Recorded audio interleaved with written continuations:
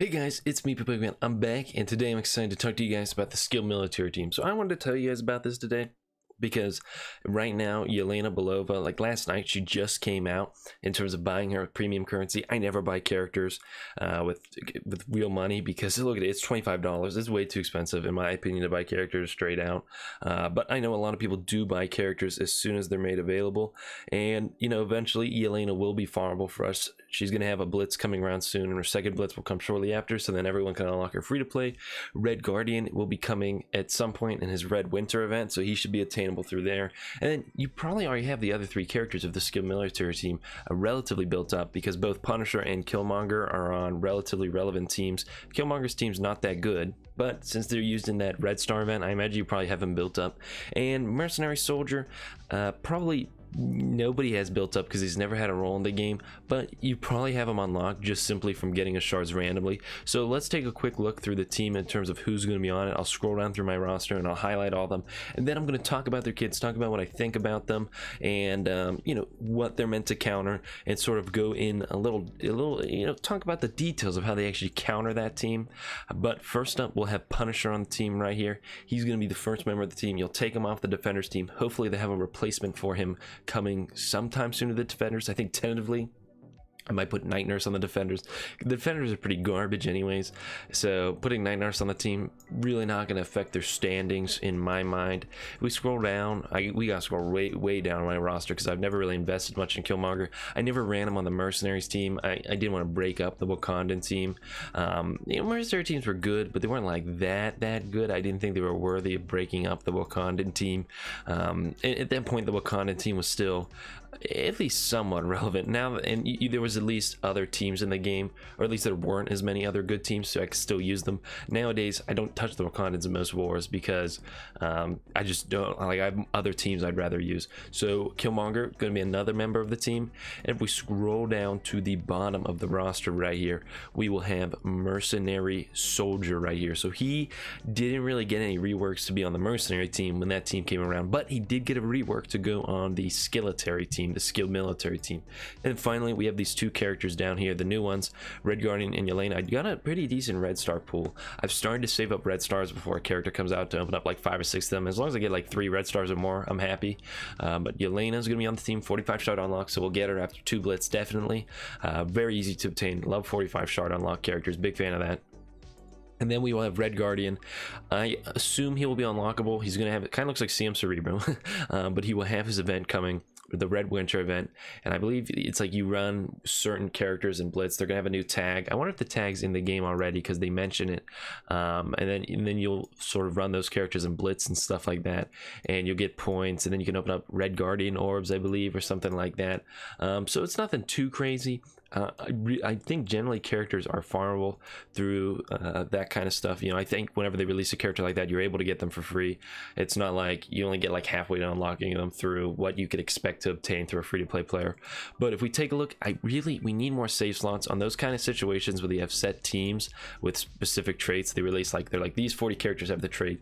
Generally, the community designs the 8 best teams to form from those characters. You can just run those 8 teams instead of having to go through your whole roster to make sure you run those 30 characters, 40 characters that give you points. We need more save slots. You know, if you had the Skillitary team already purchased, you'd have another one of these slots taken up.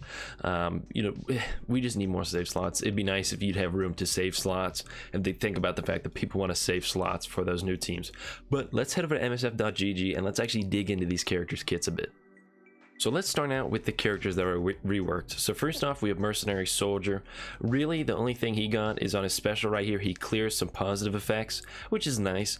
But I'd say probably the more interesting thing he provides to the team is he gives skill military allies 20% max health and military allies 30% damage.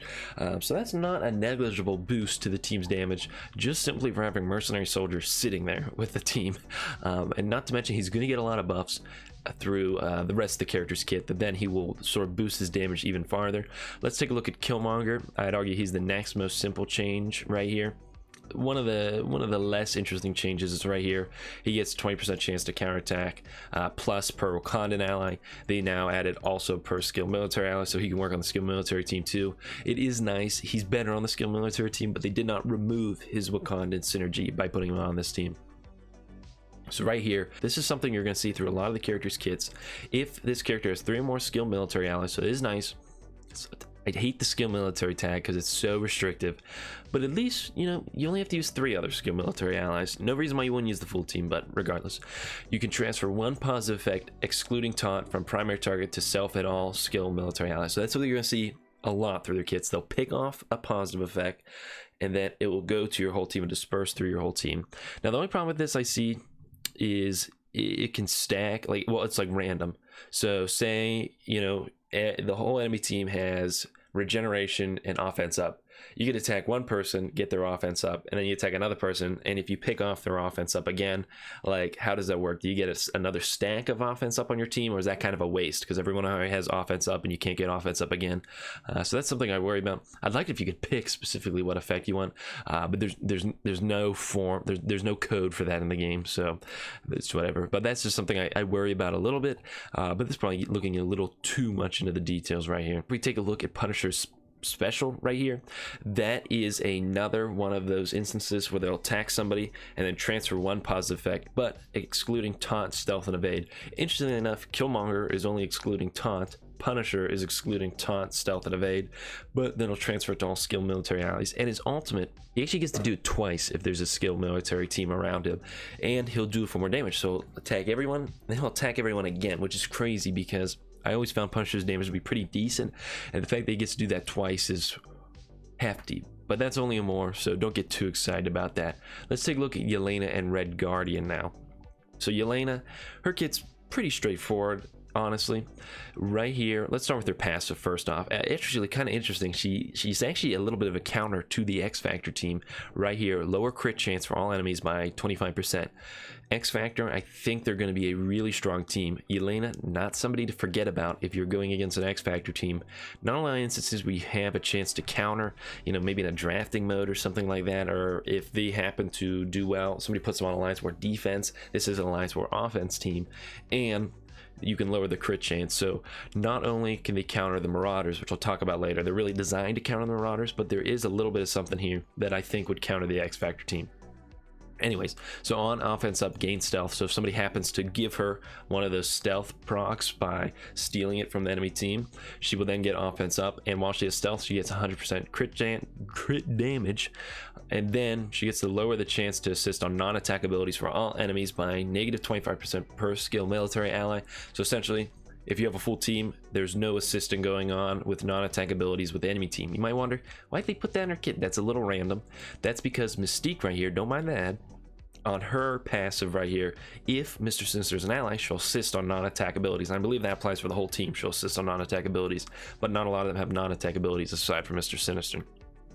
But regardless, Yelena shuts that down. No more assists going on for Mystique. Not that Mystique's that strong, you know, oh my gosh, Mystique's gonna hit me. But still, Yelena will not allow it to happen anymore, which is a nice little touch. I do enjoy it when there's these really intricate details they put in a kit that, you know, if you just got into this game, you maybe wouldn't pick up on it. But if you're really deep into the meta, you kind of like, oh yeah, doesn't Mystique do that? Like, isn't that kind of to counter her? So I really enjoy that when you see very specific things put into a kit to counter very specific characters. Like Ebony Maw counters Phoenix with the shields and stuff like that when she dies, a hero controller dies. Let's take a look at her basic tech though. She'll attack primary target for 250% damage, gain an assist from random skill military or Black Widow. So that's the only synergy Black Widow has with this team. Unfortunately, kind of wacky that she doesn't have any other synergy with them, but whatever. And if she has stealth, she gets to transfer 2 positive effects to herself, but it's not one of those instances where it goes to the whole team. But still nice. She'll be stealth a lot of the time, so you will get the transfer effects. And that combined with Mercenary Soldier, you'll probably be keeping a lot of positive effects off the enemy team, which is nice because if you're looking at Marauders, Mr. Sinister is applying a lot of positive effects, so is Strife. You know, you don't want that kind of stuff there. And then right here for her special, this is one of those instances where she'll transfer a positive effect from primary target to self and all skill military allies. Then, kind of interesting, she'll apply Disrupted for 2 turns. Very potent. Disrupted for 2 turns, nothing to scoff at right there. Then she gets +2 stealth up to a maximum of 3. Which kind of synergizes with that basic attack, so she can steal more positive effects in stealth. And then for her ultimate right here, attack primary target and adjacent targets for 300% damage plus clear all deflect. Why deflect, you may ask? Well, Strife right here gets to apply deflects to himself with a bunch of little things in his kit. Right here, gain 3 deflect plus bury yourself. And right here, if he's taunting, gain 1 deflect. So this will help you kill Strife a little easier. I believe he's the only one that works with deflects on the team. I'm not quite sure though, but at least specifically it will counter Strife. And this attack cannot be blocked, plus extra crit chance. It looks like she works a little bit of crits, but just I think for some extra damage in her kit. Not bad stuff though. Pretty strong kit. Let's take a look at Red Guardian right here. So Red Guardian, he's I'd argue the most complicated character out of the team. He's not really doing anything that complicated, but there's a lot of words to read when you're looking through his skills. One thing I'm seeing throughout his kit is he'll apply taunt to himself, but if he drops below a certain percentage health, he'll sort of stop taunting and heal himself up. So I'm not a big fan when tanks do that. Again, I want my tanks to tank. If you're dying, good job. That's why you're there. So like I don't want the heat to come off of Red Guardian and sort of go on to like Yelena or something like that. So but whatever, it's kind of an interesting gimmick, makes it feel different than some of the other tanks.